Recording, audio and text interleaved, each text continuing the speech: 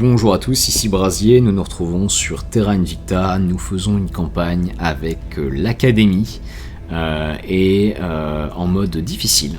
Nous allons réaliser une petite vidéo aujourd'hui sur comment investir dans une nation. Nous n'avons pas encore lancé le jeu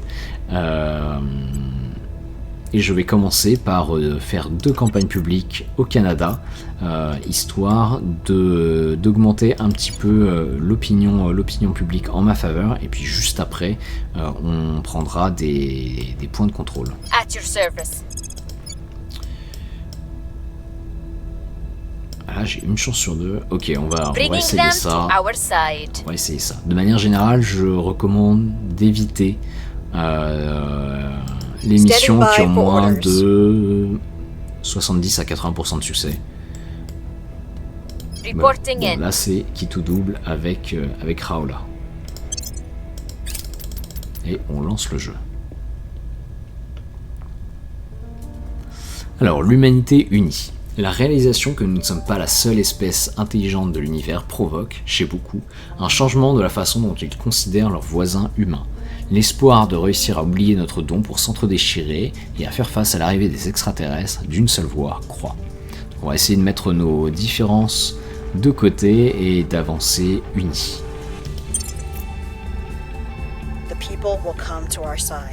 Ok, donc la campagne publique a été un succès. Le Conseil de sécurité des Nations Unies se réunit. Le Conseil de sécurité des Nations Unies s'est réuni afin de discuter de l'arrivée des extraterrestres. Malheureusement, la démonstration d'unité internationale que nous espérions n'a pas eu lieu. La Chine, la Russie et les États-Unis se sont mutuellement accusés de cacher des informations sur le crash extraterrestre et de ne pas donner un accès libre au site. Nous avons l'occasion d'influencer les événements à notre avantage et même de plaider notre cause directement devant toutes les nations du monde. Mais étant donné que ces regards sont braqués sur nous, nos conseillers ont de très fortes chances d'être repérés par nos ennemis. Alors là, je peux rester dans l'ombre, je peux me cacher, et ça me permet d'avoir 30 points d'opération supplémentaires. Je peux discrètement pousser l'opinion publique mondiale à soutenir l'Académie, ou bien je peux exposer nos objectifs et nos idées au monde, mais alors par contre là je serai très exposé.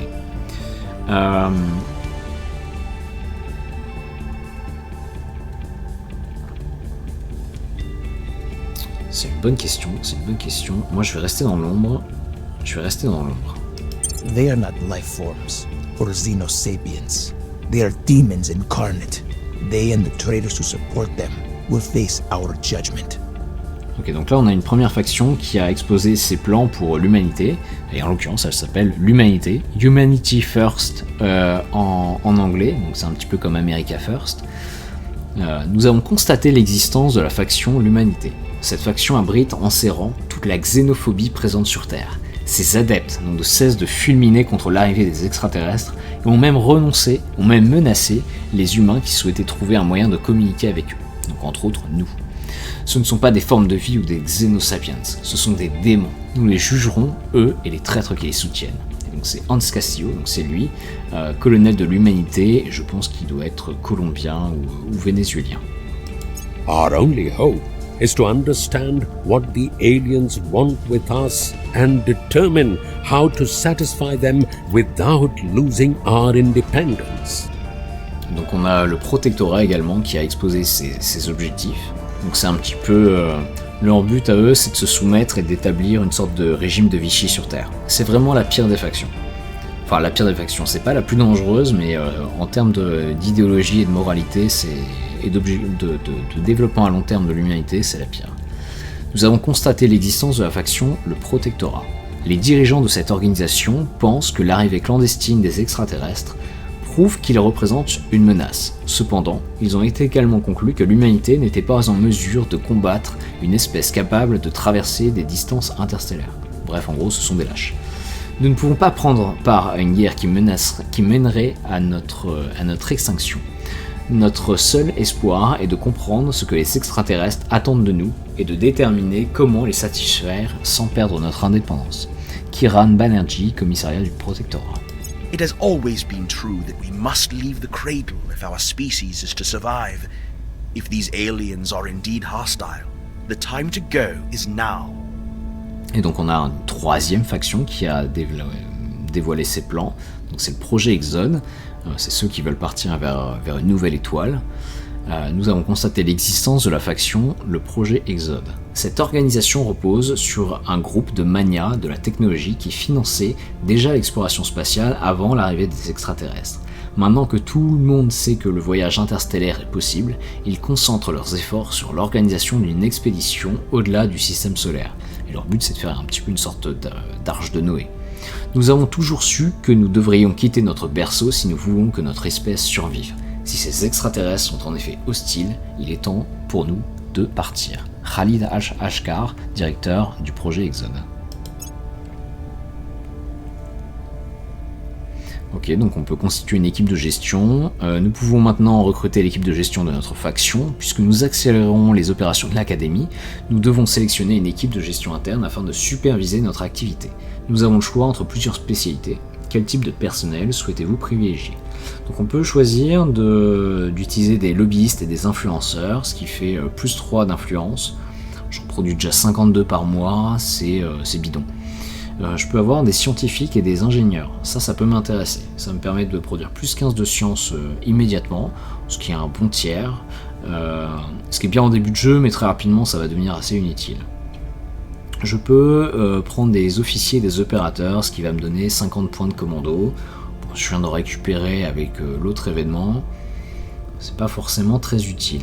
Et puis, je peux aussi choisir des financiers et des investisseurs, et ça va accroître mes revenus de plus 10. C'est pas déconnant non plus, surtout quand on commence, quand on est un petit peu limité en cash. Mais moi je vais choisir surtout des scientifiques et des ingénieurs. En plus c'est RP avec ma faction qui est plutôt des académiciens, des scientifiques. We've gained significant support. Yes, on a gagné un point au Canada. Alors ça va me permettre de commencer le tuto sur la manière dont on gère un pays. Alors, un pays, il est composé de 1 à 6 points de contrôle. Le nombre de points de contrôle, il dépend de la taille du pays, en termes de population et en termes d'économie. Donc le Canada, par exemple, il y a 4 points, les États-Unis, il y en a 6, la Chine, il y en a 6, et si je prends un petit pays, est-ce qu'il y a le Malawi ? Il y a le Malawi, c'est même pas le Malawi. Si je prends un petit état du Pacifique, voilà, il n'y a qu'un seul point de contrôle. Le point de contrôle, ça représente un secteur stratégique crucial, c'est un pilier du pays. Ça va dépendre du type de pays qu'on a, si c'est une démocratie ou une dictature, s'il est développé économiquement ou pas. Et puis ça va dépendre des inégalités qu'il y a à l'intérieur de ce pays. Par exemple, le Canada, on a des unions commerciales, donc ce sont des syndicats, on va avoir des médias de masse, et puis on va avoir la législature, donc c'est un parlement. Si je vais aux États-Unis, il n'y a pas d'union commerciale, il n'y a pas de syndicats, par contre il y a plutôt des marchés financiers. Si je vais en Chine, il n'y a pas de médias de masse, par contre il y a des oligarques, il y a un appareil sécuritaire, on va avoir des autorités régionales, et puis on va avoir le secteur minier qui est très présent. Si je vais en Inde, j'aurai pas de médias de masse, mais je vais avoir la religion qui est très forte. Pour chacun de ces points, on va avoir des bonus qui sont attribués donc à la faction qui possède le point. Donc par exemple, quand j'ai les médias de masse, j'ai un bonus sur les campagnes publiques. Globalement, j'ai un bonus sur ma capacité à faire de la propagande dans ce pays. Il y a un point qui est spécial dans tous les pays, c'est l'exécutif. C'est le dernier point, c'est celui avec la petite maison. Ce point, il n'est pas prenable en premier, sauf évidemment pour les pays où il y a un seul point. Là, il n'y a pas le choix. C'est-à-dire que les États-Unis, par exemple, je ne peux pas prendre la Maison Blanche, l'exécutif, dès le début. Je suis obligé d'abord de prendre peut-être le domaine financier ou les blocs identitaires ou les corporations, etc. etc. Ça veut dire également qu'en termes de protection, mes ennemis ne peuvent pas attaquer ce point-là, même si quand je le posséderai, mes ennemis ne peuvent pas attaquer ce point-là en premier. Ils sont obligés de s'implanter sur un autre point avant de viser l'exécutif. L'exécutif, c'est un point spécial parce que c'est lui qui va déterminer les relations géopolitiques avec les autres pays. Donc il y a un petit onglet relations ici avec voilà, le Canada, il a tout ça comme allié. Il pourrait rentrer en guerre, il pourrait avoir des rivaux. En possédant l'exécutif, si je vais voir dans politique, je peux également accorder l'indépendance à une région qui ne serait pas le cœur du pays, donc par exemple Porto Rico pour les États-Unis.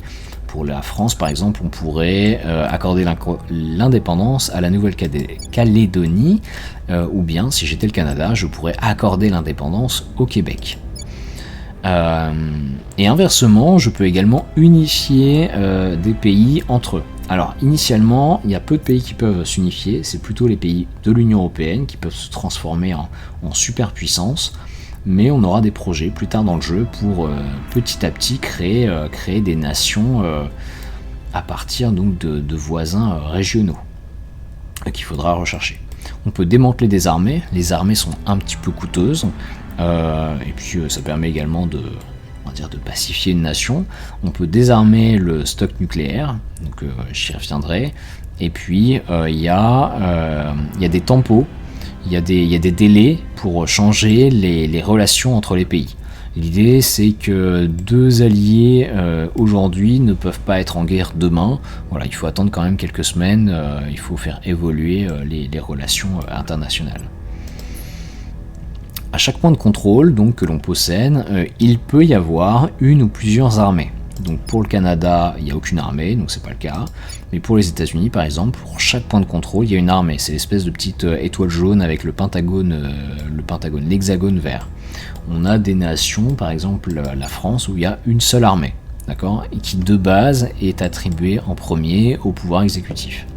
Celui qui contrôle le point contrôle l'armée. L'armée, par contre, elle peut pas déclarer la guerre ou elle peut pas attaquer un autre pays. D'accord ? Il n'y a que le pouvoir exécutif qui a cette capacité-là. Mais ça veut dire que si, par exemple, je vais dire n'importe quoi, mais si la résistance détenait la moitié des États-Unis et moi je détenais l'autre moitié, si moi je déclare la guerre au Mexique, je vais pouvoir déplacer que les armées que je contrôle. Et peut-être que la résistance, ils vont pas être impliqués dans cette guerre, ils vont juste pas déplacer les armées, ils vont pas du tout me soutenir. Donc ça peut être un problème. Et inversement, si je contrôle une armée dans un pays en guerre, je peux choisir de ne pas attaquer. Dans les petites fenêtres en dessous, donc il y a pas mal de données différentes. Premièrement, on a la vue d'ensemble. Dans la vue d'ensemble, on va avoir la nature du régime. Est-ce que c'est plutôt une dictature, plutôt une autocratie, un régime autoritaire, ou bien est-ce que c'est une démocratie imparfaite, ou au contraire une démocratie complète. Donc la France et les États-Unis, par exemple, ce sont des démocraties imparfaites où le président a quand même beaucoup de pouvoir. Donc ce score il va de 1 à 10 et il est augmenté avec les investissements que l'on fait dans gouvernement. Je reviendrai sur les investissements après, je vous dis juste quels investissements influent de manière prioritaire sur les différentes caractéristiques. On va voir l'agitation. L'agitation, c'est la violence interne au pays. Une agitation à 0, le pays est calme, il est paisible, on a envie d'y vivre. Une agitation à 10, le pays est en guerre civile. Quand vous êtes au-delà de 9, vous avez un risque de coup d'État. Vous avez un risque d'avoir une révolution et vous avez un risque qu'une partie du pays, alors ça dépend des pays, mais vous avez un risque qu'une partie du pays déclare son indépendance. Donc s'il y a une révolution par exemple aux États-Unis, par exemple peut-être que la Californie et le Texas vont fonder leur propre nation. Pour la Chine par exemple, généralement c'est plutôt le Tibet et Urumqi, donc c'est le Xinjiang qui a tendance à se barrer. Donc voilà un petit peu ce que vous pouvez avoir en cas de révolution. Ah oui, et puis si vous avez une révolution, si vous avez une puissance nucléaire, vous pouvez perdre des têtes nucléaires aux mains d'organisations, généralement des terroristes, qui peuvent faire exploser ces têtes n'importe où dans le monde, sur n'importe quelle ville. Généralement ce sont des capitales. Ce qui évidemment tue une partie de la population et ruine votre économie. Ouais, donc généralement on essaie de stabiliser les puissances nucléaires. Sauf si évidemment vous n'avez pas le choix, c'est une faction ennemie qui le possède et vous assumez ce qui se passera. On va avoir le PIB, donc GDP en anglais, qui est compté en milliards de dollars. L'idée essentielle du PIB, c'est que plus celui-ci est gros, plus le pays est difficile à prendre. Donc les États-Unis par exemple commencent avec 23 000 milliards de dollars de PIB, c'est un pays qui est bien protégé. Inversement, les pays avec un tout petit PIB sont facilement prenables de manière diplomatique avec nos conseillers. Donc de manière générale, moi je vais tendance à fusionner les pays entre eux de façon à augmenter leur PIB et à les rendre moins vulnérables. On va avoir un aspect militaire à droite. L'aspect militaire, donc globalement il y a les 3 premières informations qui sont importantes. La première information, c'est le niveau de développement technologique de nos armées. Donc on commence aujourd'hui à 4,5 pour les USA. Le maximum mondial aujourd'hui c'est 5 parce que on n'est pas très avancé technologiquement. Enfin on n'a pas fait la recherche qu'il fallait. Cette technologie, elle est différente selon les pays évidemment. Et on voit par exemple qu'entre la France et les USA, il n'y a que 0,2 d'écart. Alors 0,2, on pourrait se dire c'est pas beaucoup. En réalité, ça veut dire que les armées américaines sont 20% plus puissantes que les armées françaises. Ça veut dire qu'une armée américaine qui a 4,5 face à une armée, disons, je sais pas moi, le Soudan, donc il y a 1,3 d'écart, ça veut dire que les armées américaines sont 130% plus puissantes qu'une armée soudanaise. Autrement dit, entre une armée américaine et 2 armées soudanaises, je parierais quand même plutôt sur l'armée américaine. Les armées ont des barres de vie, d'accord ? Elles ont tendance à se régénérer avec le temps, donc là on voit la guerre en Ukraine. Elles s'affrontent directement et puis ensuite elles vont conquérir un territoire. Le territoire va résister également et va infliger des dommages à l'armée en question. On va avoir... alors il n'y a pas de flotte dans Terra Invicta, par contre il y a quand même une notion de liberté navale. Alors concrètement, au niveau des armées, vous pouvez avoir une espèce de petite ancre. La petite ancre, ça veut dire que l'armée elle a une flotte, et donc elle peut traverser les océans. Inversement, si je prends par exemple une armée en Ukraine, il n'y a pas de flotte, ça veut dire que jamais cette armée ukrainienne elle ne pourra traverser l'Atlantique. Ça veut dire quoi ? Ça veut dire que vous pouvez avoir des armées qui sont complètement bloquées sur un continent, ou un double continent, si vous n'avez pas développé certains projets. Par exemple, il y a un projet de pont au niveau du détroit de Bering. Sauf que le projet il arrive quand même assez tard, et puis ça veut dire que si vous avez une armée aux États-Unis et vous voulez aller en Afrique du Sud alors que vous n'avez pas de flotte, vous allez devoir en parcourir du chemin. Et en plus, les armées ne peuvent aller que dans les pays alliés ou dans les pays en guerre. La liberté navale, donc elle est dépendante du nombre de flottes que vous avez. Et concrètement, si vous avez 2 pays en guerre, disons par exemple au hasard les États-Unis avec la France, c'est celui qui a le plus de liberté navale qui va imposer un blocus maritime à l'ennemi, si bien que même si la France elle a une petite ancre sur son armée, elle pourra pas aller dans les océans, elle pourra pas traverser les océans, et par contre les États-Unis, eux, qui auront l'avantage, ils vont pouvoir débarquer leurs armées sur les côtes françaises. Donc voilà à quoi sert la liberté navale. Et puis vous avez des barrages nucléaires stratégiques. Donc globalement, c'est pour 100 têtes nucléaires dans la réalité, vous avez un barrage nucléaire. Ce barrage nucléaire, il peut être tiré sur une nation ennemie, donc sur une région, soit pour la détruire économiquement et tuer la population qui va avec, soit généralement c'est plutôt utilisé pour détruire une armée, ou en tout cas fortement l'endommager. Ces têtes nucléaires, elles sont contrôlables uniquement par le pouvoir exécutif. Évidemment, ça peut être par une faction ennemie et ça peut être par une faction extrémiste. Alors on pourrait se dire, on n'a qu'à détruire tous les stocks d'armes nucléaires du monde. Alors, sur le principe, pourquoi pas, sauf que on vous rappelle qu'il y a des aliens qui viennent et qu'ils sont technologiquement supérieurs. Et donc avoir des stocks d'armes nucléaires, ça pourrait être intéressant. Au départ du jeu, les deux nations qui ont vraiment de gros stocks d'armes nucléaires, c'est la Russie et les États-Unis. Et puis ensuite, on a un certain nombre de pays qui ont des petits stocks. Bon, la France, on va avoir l'Inde, on va avoir la Chine, on va avoir Israël. Et puis on a des pays qui sont en passe de les développer, comme l'Iran. Alors, qui initialement n'en a pas, mais qui est bien avancé dans son programme nucléaire. Et puis ensuite, on va avoir le nombre d'armées maximum qu'on peut avoir versus ce que l'on a actuellement. On va avoir un petit tableau de démographie. Celui-là, on va le regarder très souvent. Donc, on va voir la population, d'une part. La population, sa croissance, elle est un peu scriptée. Donc, elle dépend des pays, elle dépend des régions, et elle dépend partiellement de l'éducation du pays et de la pauvreté. Plus un pays est pauvre et moins il est éduqué, plus la croissance de population est forte. Mais de manière générale, pour des pays qui sont alors plutôt les pays occidentaux, la population a tendance à décroître naturellement. Sauf apparemment la France qui ici est en croissance de plus de 5000 personnes par an.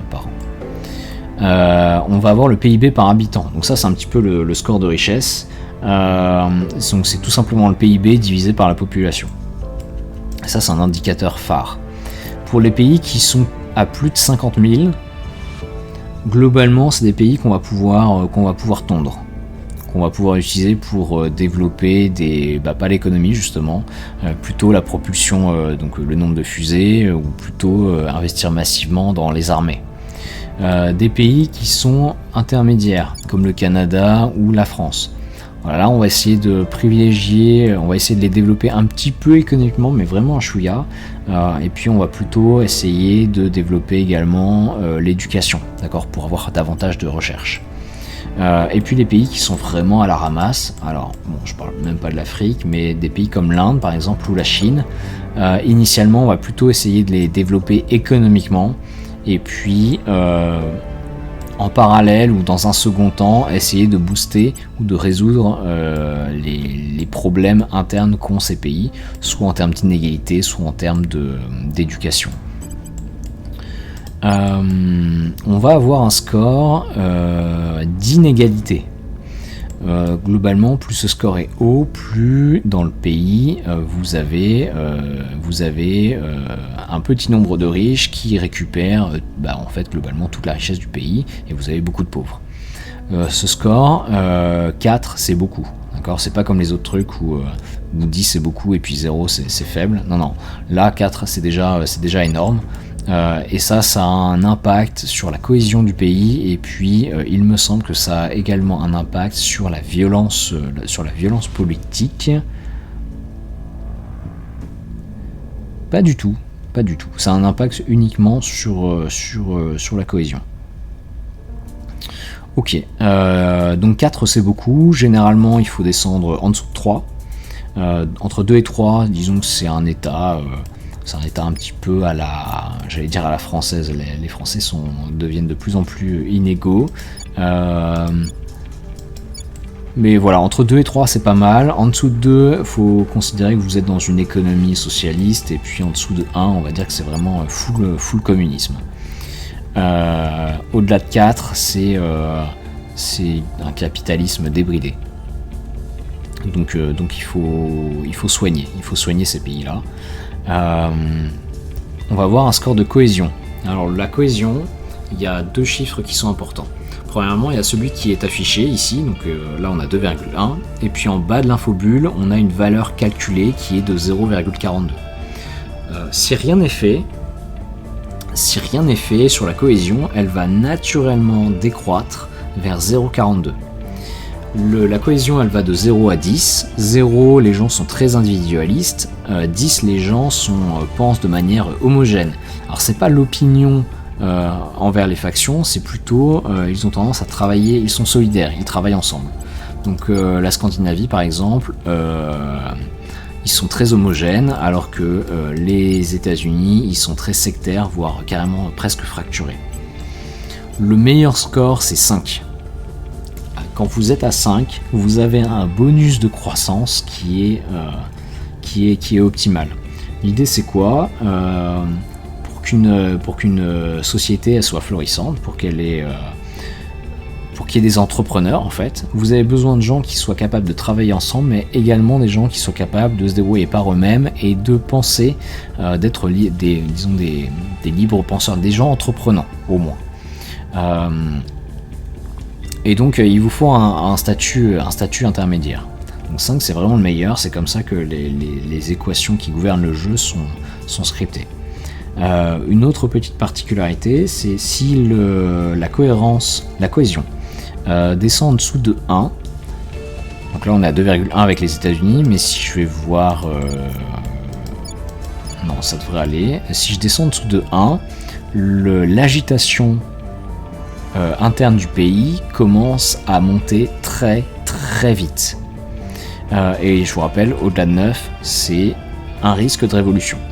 Donc naturellement, des pays comme les États-Unis ou le Mexique, quand le jeu commence, ils sont pas très très loin ils sont sur une pente glissante vers une révolution. Alors là, on est monté à 2,1 parce qu'il y a eu un petit événement, mais on voit quand même que la valeur d'équilibre, elle est à 0,42. Donc si on ne fait rien, naturellement, les États-Unis descendront à 0,42, puis partiront vers une agitation interne qui les conduiront tout droit à la révolution. Et éventuellement à la perte de tête nucléaire. C'est un sujet annexe. À côté de ça, on a un camembert qui est très très important, qui est l'opinion publique. D'accord ? Donc il y a 7 couleurs, il y en aura une 8e plus tard, qui représente les différentes factions. Donc nous sommes les Verts, nous sommes l'Académie.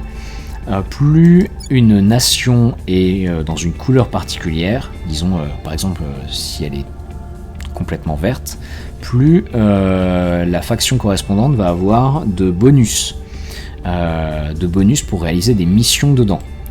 Donc ça va être plus facile de s'y implanter. Donc par exemple, si je prends au hasard la Russie en début de jeu, ils sont favorables à l'initiative, ce qui veut dire qu'il y a de grandes chances que l'initiative puisse s'implanter très très facilement en Russie dans les premiers tours de jeu. Pareil, l'Italie, on voit que globalement l'initiative s'y est déjà implantée. Projet X-Zone, ils ont un petit bonus en France, ici ils sont déjà implantés. Donc important d'avoir au moins les 3/4. Inversement, une faction qui est peu représentée en termes d'opinion dans une nation, va avoir tout le mal du monde pour s'y implanter. Donc là par exemple l'Irak, j'ai très peu de gens qui pensent que l'Académie est la solution. Ça va être très très difficile pour moi d'y aller. Donc ce truc là est évolutif et il dépend des différents investissements que l'on peut faire. Alors étape par étape, pour accroître le score militaire, on va investir dans la tech militaire, qui est différent de construire une armée. Si je veux avoir des flottes ou si je veux avoir plus d'armées, je vais investir plutôt dans construire une armée. Si j'étais l'Ukraine, je pourrais investir dans... Je ne peux pas investir dans une flotte, c'est bizarre ça. Bon, normalement on peut investir dans une flotte. Voilà, construire une marine, par exemple pour l'Inde. Si je veux fabriquer des bombes nucléaires, j'ai juste à développer la bombe atomique ou à produire des armes, justement. Si je veux accroître le PIB par habitant, je vais investir dans l'économie. Si je veux... j'ai pas parlé de la soutenabilité, je vais y revenir.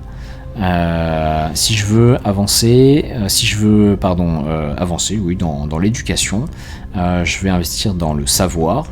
Mais investir dans le savoir va également avoir un impact sur la cohésion. Plus les gens sont éduqués, plus ils sont individualistes. Si je veux guérir les inégalités, je vais investir dans le bien-être. Mais à chaque fois que j'investis dans l'économie, j'ai tendance à augmenter naturellement les inégalités.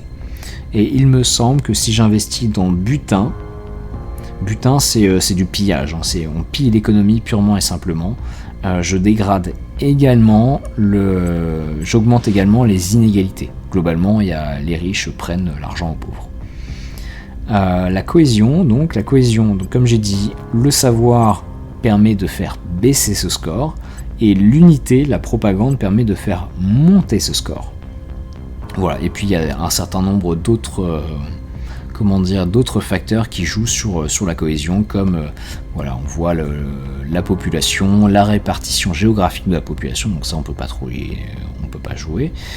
S'il y a des rivalités, donc quand un pays a des rivalités, les gens ont tendance à être plus unis face à un ennemi commun. S'il y a des différences idéologiques entre les élites et le peuple, c'est-à-dire entre ceux qui contrôlent et donc l'opinion publique, et puis si le pays est plutôt une démocratie ou plutôt une dictature. Et puis en fonction de la répartition de l'opinion publique, donc à savoir est-ce que c'est uniforme ou pas. L'opinion publique, pour la faire passer d'une couleur vers une autre, il faut investir dans unité. Unité, encore une fois, c'est de la propagande, et ça joue également sur l'éducation. Plus les gens sont unis, plus ils ont tendance moins ils ont tendance à réfléchir. Alors je suis un petit peu plus loin dans ma partie, je suis obligé de revenir sur ce que je viens de dire. Le savoir ne fait pas tout le temps baisser la cohésion.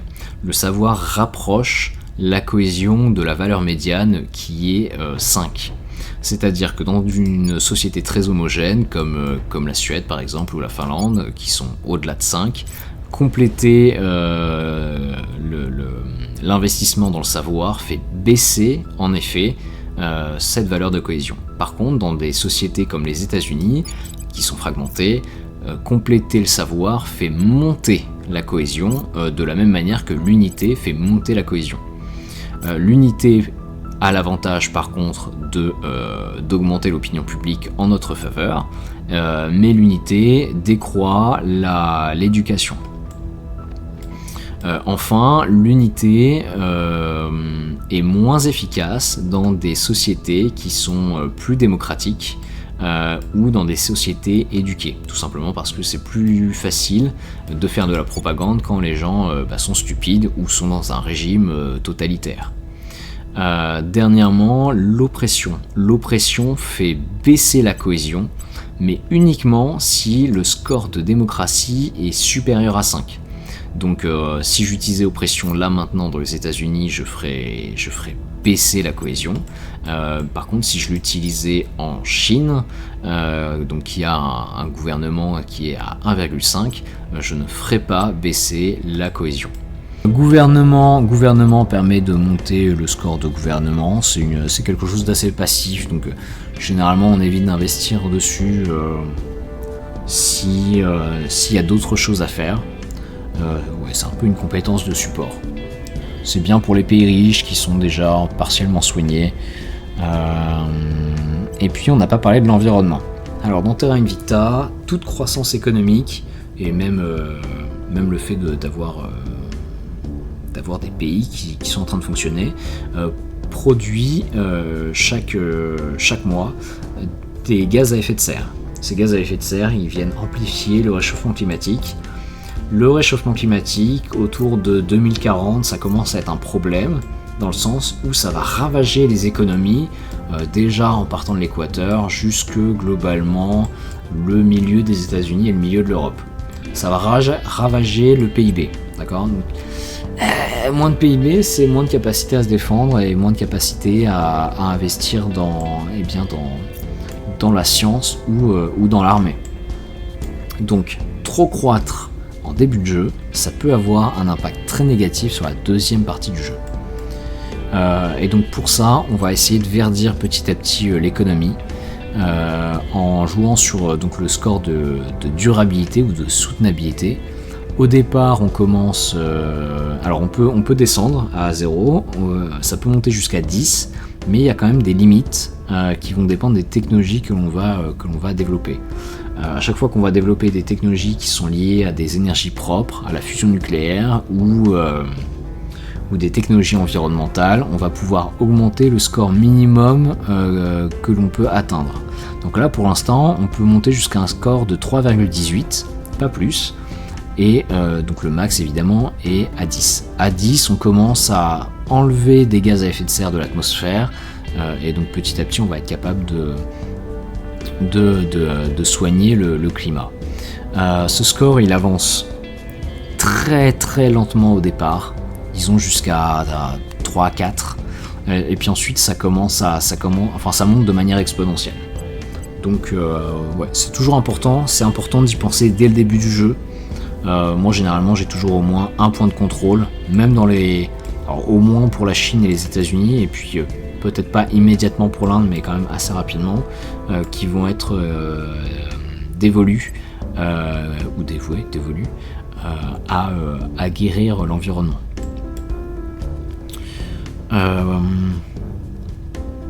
Qu'est-ce que je n'ai pas dit ? Si... Donc on va avoir un petit tableau ici avec différentes on va dire, ressources qui sont produits chaque mois. On va avoir les points d'investissement donc qui sont liés à ce tableau-là. Je vais y revenir. On va avoir du cash qui est produit. On va avoir de la science, du boost. Donc tout ça c'est mensuel. Et puis on a du contrôle de mission qui...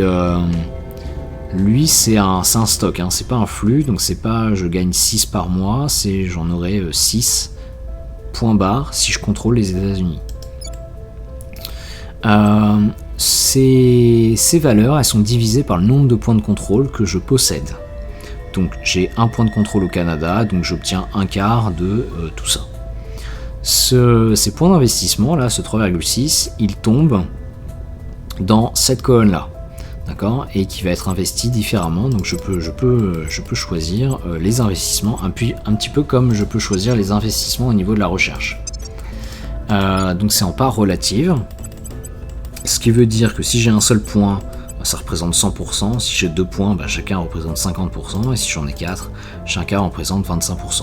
D'accord, et donc je peux investir différemment, allant de 0, donc j'investis pas, à 3, j'investis. Ce qui va se passer, c'est que quand je vais investir dans différentes catégories, je vais avoir des bonus qui vont apparaître. Donc là, en fait, quand je mets mon petit curseur sur économie, je vois en bas de l'infobox que j'ai un bonus de 15%, tout en bas, 15% grâce aux investissements dans les autres priorités. Alors, il n'y a pas tout qui marche, je vais y revenir. Ce bonus il est différent, il peut être différent en fonction des catégories. Donc là par exemple sur environnement j'ai 22% et sur savoir je n'ai que 18%. Alors comment ça fonctionne ? Je suis obligé de sortir Excel, je suis désolé. Mais ça permet de comprendre un petit peu les maths qu'il y a derrière. L'idée générale, donc je vais essayer de reproduire, je vais mettre 3 points dans l'économie, non je vais mettre 2 points dans l'économie, je vais mettre 3 points dans l'environnement et puis 1 point dans le savoir, voilà. Donc j'ai 13,3% de bonus dans l'économie, j'ai 20% dans l'environnement et 26,7% dans le savoir. D'accord, et évidemment rien dans les autres parce que j'ai pas investi. Donc si je prends Excel, ce qui va se passer. Donc moi je suis au Canada, j'ai 14,5 d'investissement qui sont divisés sur 4 points de contrôle. Et sur le point de contrôle 1, donc j'ai mis 2 points dans l'économie, 3 points dans l'environnement, et puis 1 point dans knowledge, c'est le savoir. Bon, le bonus déjà qui est lié à l'économie, comment il fonctionne. Ce qui va se passer, c'est que je vais prendre 20%, donc c'est 0,2, 20% de tout ce que j'attribue, enfin c'est 20% multiplié par welfare, environnement, connaissance, gouvernement, unity, military. Donc là j'ai 4 points, donc ça me fait 4 fois 20%, et je divise par tous les points qu'il y a dans la colonne, donc tout ce qui est investi. En l'occurrence, ici c'est 6. Donc 4 sixièmes fois 20%, ça me donne 13,3% de bonus pour les investissements qui tombent dans cette petite case là. Donc 3,6 fois 2 sixièmes. 3,6 fois 2 sixièmes, hein, ça me donne bien 1,2. On va juste cacher ça pour pas perturber. Voilà.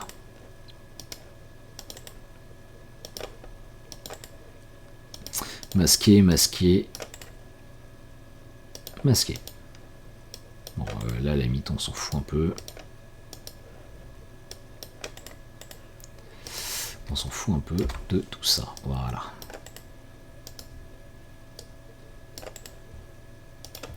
Et donc, les investissements réels que moi, je réalise dans l'économie, ça va être 1,37. Donc, 1,2 fois, enfin, plus le bonus... Ensuite, je vais avoir d'autres catégories qui sont le bien-être, l'environnement, le savoir, le gouvernement, l'unité et le militaire qui visent au développement du pays. Donc eux, ils ont un mode de calcul un poil différent. Ce qu'ils prennent, c'est 20% de tout ce que j'investis dans ces catégories-là, sauf l'économie, hein, on ne compte pas l'économie, et sauf la catégorie en question. Donc par exemple, quand j'investis dans l'environnement, le bonus qui s'applique à l'environnement comprend tout ce qu'il y a entre welfare et military, mais sans compter le petit 3 là.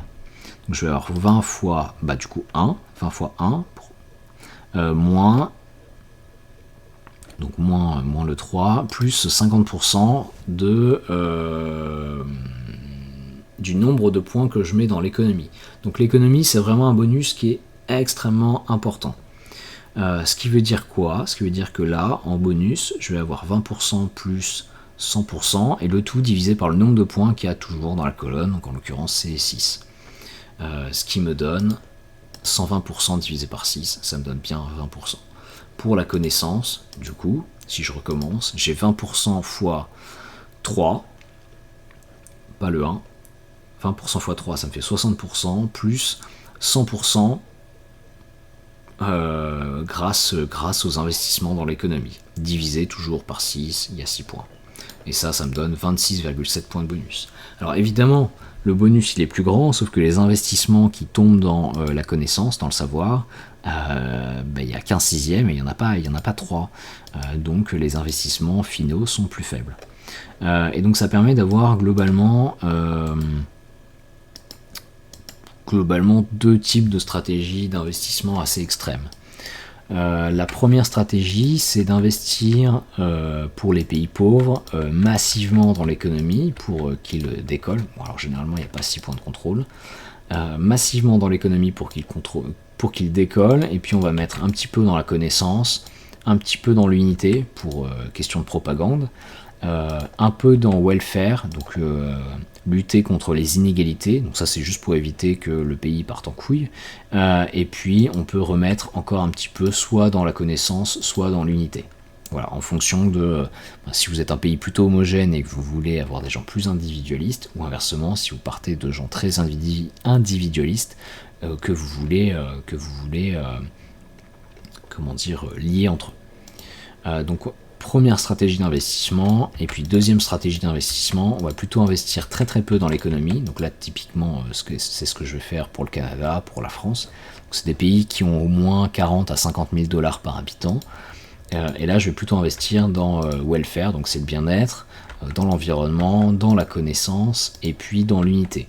Et puis si j'ai un point de contrôle 5 et 6, je vais investir dans le militaire, c'est ce que je vais faire pour les États-Unis, et puis éventuellement dans la démocratie par exemple. Les points, les catégories annexes, comme oppression, financement, butin, fonder un programme social, construire des armées, ça a tendance à consommer vos investissements, mais ça n'apporte pas de bonus sur le reste. Voilà, donc c'est un choix. Si vous êtes les États-Unis par exemple, investir dans le contrôle de mission,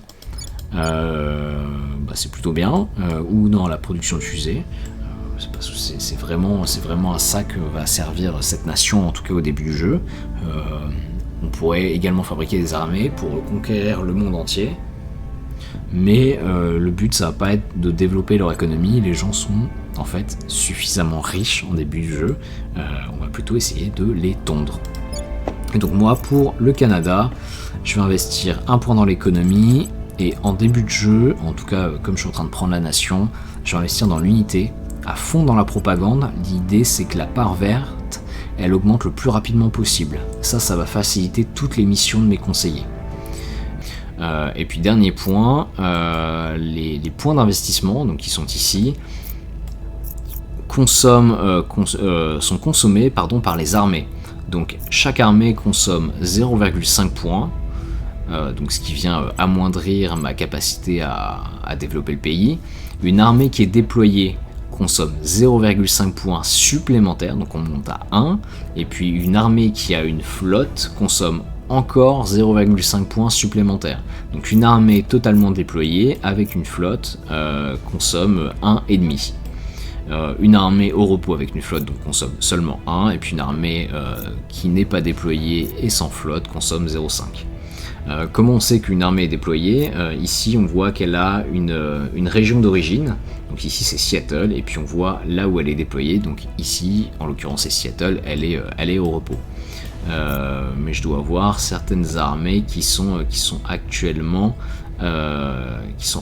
déployées. Donc par exemple ici on a une armée en Inde, sa région natale c'est Kolkata, et elle est actuellement à Visakhapatnam.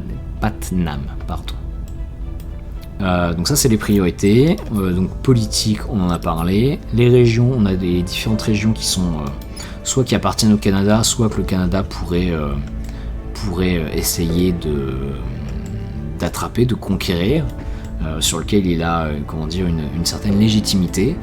On voit qu'il y a des petits symboles à côté de chaque région. Donc certaines régions sont écologiquement protégées, donc il n'y a aucun risque que la région se fasse défoncer par le réchauffement climatique. Et puis on a des régions qui sont comme Georgetown, qui sont écologiquement vulnérables, qui n'appartiennent d'ailleurs pas au Canada. On pourrait le revendiquer en tant que Canada si on venait à être en guerre avec l'Angleterre. Écologiquement vulnérable, donc, ça veut dire que le réchauffement climatique va défoncer le PIB de cette région quand ça va le toucher.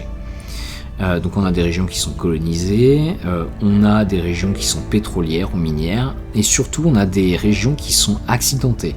Ça veut dire c'est des régions montagneuses. Ça veut dire qu'en cas d'invasion par une armée, ces régions vont tendance à bien se défendre.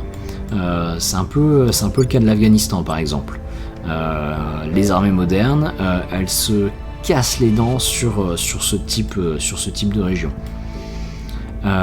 Et puis bon, après il y a des trucs annexes, à savoir est-ce qu'on produit des fusées à cet endroit-là, quelle population il y a, quelle mission de contrôle est disponible. Voilà, donc ça clôt un petit peu le fonctionnement du pays et comment il faut investir. Évidemment, bon, moi c'est deux stratégies assez opposées que j'utilise, que je vous ai présentées dans le petit fichier Excel. Peut-être qu'il y en a une qui est plus optimisée. Par contre, faire un mix dans la même colonne, c'est généralement pas forcément une bonne idée. En tout cas, ça permet pas de maximiser les bonus. Ce que j'ai pas dit, c'est que donc il y a un petit bouton ici qui permet de voir les bonus. Le bonus, il est moyenné sur toute la ligne. Sauf évidemment s'il n'y a pas d'investissement. C'est un petit truc à savoir. Vous pouvez avoir des chiffres qui sont un peu différents de ce que je vous ai montré, parce que voilà, il y a cette histoire de moyenne sur la ligne. Moi ce que j'aime bien faire également, c'est soit regarder la part du PIB, soit regarder les investissements par mois. En part, en termes d'unité, on visera quand même plutôt 10 à 20% pour se maintenir dans un pays. Voilà, idéalement 10 à 20%. Ça peut être un peu moins, mais généralement ouais, 20%, on tient bien le pays. En dessous de même 10-15, c'est chaud. C'est chaud, on risque de perdre le pays, donc il va falloir faire un peu de propagande de temps en temps. Est-ce que j'ai pas dit non plus? Donc clic gauche permet d'augmenter, clic droit permet de diminuer. De 0 avec un clic droit on peut repasser à 3, donc ça c'est pour des investissements rapides. Le jeu propose des templates, donc différentes stratégies donc qui peuvent être utilisées, et puis on peut également concevoir un modèle, un template que moi je vais faire. Donc je vais tout supprimer, je vais l'appeler Basic Propaganda. Voilà, je vais investir 1 point dans l'économie, 3 points dans l'unité, et de base, alors déjà je vais le sauvegarder, je vais le définir par défaut, et je peux l'appliquer sur tous les points de contrôle du monde entier. Voilà, donc ça peut être utile dans certains cas. Je peux également supprimer les valeurs, vous avez vu, et je peux également supprimer le modèle, je ne peux pas supprimer le modèle par défaut. Ça veut dire quoi, ce modèle par défaut? C'est-à-dire que chaque point de contrôle que je vais prendre à l'avenir dans des pays vont automatiquement prendre ce truc-là. Ça évite d'avoir à faire du clic-clic sur chaque case à chaque fois que je prends un pays. Et puis, il y a une histoire d'investissement direct que je n'utilise personnellement pas du tout, ou presque pas, qui permet de verser beaucoup de ressources pour faire avancer chacune de ces caractéristiques de presque pas grand chose, un tout petit peu. Bon, c'est un choix, moi je le fais pas, voilà. Je vous remercie d'avoir suivi, et puis on se retrouve pour une prochaine vidéo où on va vraiment commencer à jouer cette fois. On va chercher à prendre le Canada, le Mexique, et puis ensuite les États-Unis. Merci d'avoir suivi, c'était Brasier, à très bientôt.